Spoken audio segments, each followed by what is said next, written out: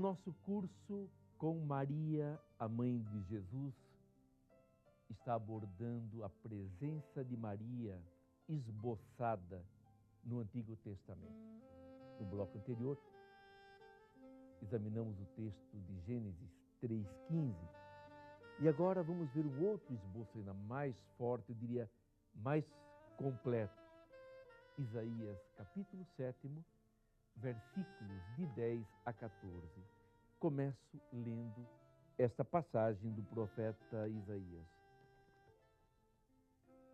O Senhor disse ainda a Acaz: pede ao Senhor teu Deus um sinal, seja do fundo da habitação dos mortos, seja lá do alto.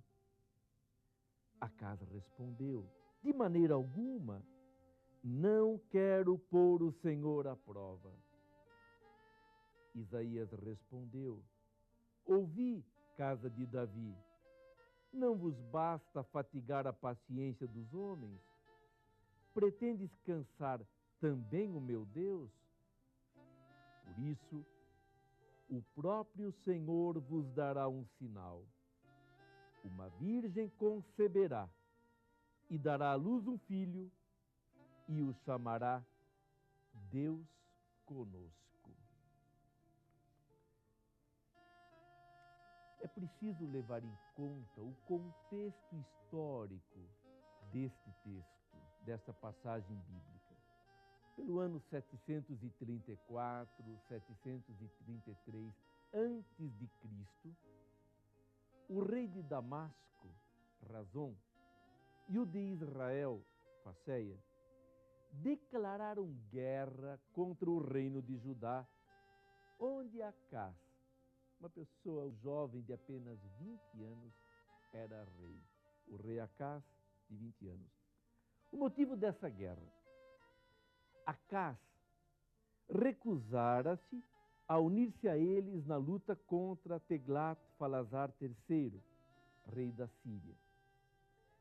Os dois exércitos, portanto, o exército do rei de Damasco e do rei de Israel, chegaram às portas de Jerusalém, amedrontando Acaz, que decidiu pedir ajuda a Teglat-Falazar. O profeta Isaías condenou essa ideia, porque ele sabia que, junto com a ajuda militar, viriam também os deuses, viriam as tradições religiosas dos povos pagãos. Portanto, era uma aliança muito perigosa. Certamente, isso era um risco que Isaías conhecia. Então, Isaías fez uma profecia sobre a casa de Davi tão ameaçada. Disse que a jovem esposa de Acaz, chamada Abia, podemos ler esse nome no segundo livro dos Reis, capítulo 18, versículo 2, a esposa de Acaz teria um filho, que na verdade depois se chamou Ezequias. Mas o profeta diz que se chamará Emanuel, isto é, Deus conosco. Este filho se alimentaria de coalhada e leite, até que saiba rejeitar o mal e escolher o bem. Então, declarou o profeta Isaías, os dois reis que estão dando tanto medo a Acaz, eles serão derrotados. Os acontecimentos confirmaram esses oráculos de Isaías. Os dois reis foram realmente derrotados. Ezequias sucedeu a seu pai e o tempo do seu governo foi marcado pela paz. Deus demonstrou que estava mesmo com seu povo. Assim a casa de Davi sobreviveu graças ao Emanuel Ezequias. Mas o que dá valor a essa profecia é a referência que o evangelista Mateus faz dela no capítulo 7, versículo 14 do seu evangelho. Capítulo 1, versículos de 22 a 23. Repito, Mateus, capítulo 1, versículos 22 a 23.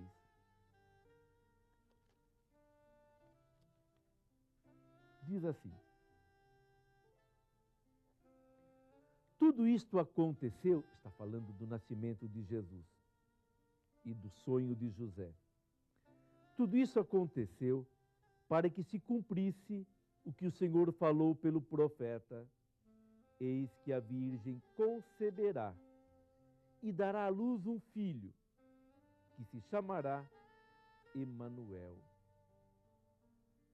Então o anjo anuncia que tudo isso faz parte de um sonho de Deus. Portanto, depois de descrever a concepção de Jesus, o evangelista afirma que não haverá participação do homem no seu nascimento. Jesus descende de Davi e José, filho de Davi, segundo Mateus 1,20, é aquele que lhe dará paternidade legal, jurídica. Mateus, então, conclui que Isaías 7,14 adquire aqui, agora, o seu verdadeiro sentido. E por isso ele diz: Jesus é o verdadeiro, perfeito Emanuel, o Deus conosco. Além disso, assim como a mãe de Ezequias deu à luz um filho que garantiu a continuidade da casa de Davi, Maria deu à luz um filho que reinará para sempre sobre o trono de Davi. E como o nascimento de Ezequias foi prodigioso, uma vez que anunciado pelo profeta Isaías como um sinal, da mesma forma o nascimento de Jesus será um acontecimento extraordinário, já que uma virgem concebeu por obra do Espírito Santo. Então Isaías 7,14 tem um sentido mariológico, pois nele está oculta profeticamente a Virgem Maria. E essa interpretação não foi dada pela igreja, mas foi dada pelo evangelista. Então, é Mateus que vê naquela mãe do Emanuel, vê Maria. É interessante notar que em Isaías o termo original hebraico, alma, refere-se a uma mulher jovem, não disse a virgem ou não, mulher jovem. Mas a tradução grega posterior qualificou esta mulher com o termo de partenos, isto é, virgem. Portanto, tudo isso aconteceu, como ele disse, para se cumprir o que o Senhor havia predito. O Emanuel nasceu de uma virgem, e essa virgem se chama Maria. Então, depois de ver assim esboçada a figura de Maria, especialmente em Gênesis e no profeta Isaías, no nosso próximo encontro nos debruçaremos sobre o Novo Testamento, onde aí a presença de Maria é realmente expressiva e significativa. Até o próximo encontro. Salve Maria.